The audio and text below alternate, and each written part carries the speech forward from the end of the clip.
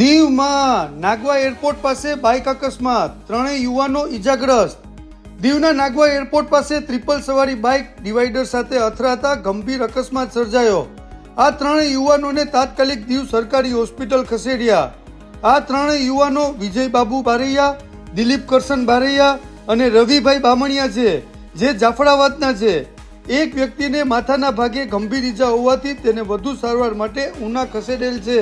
કેસની તપાસ head constable Shri Vijay Rathod કરી રહેલ છે।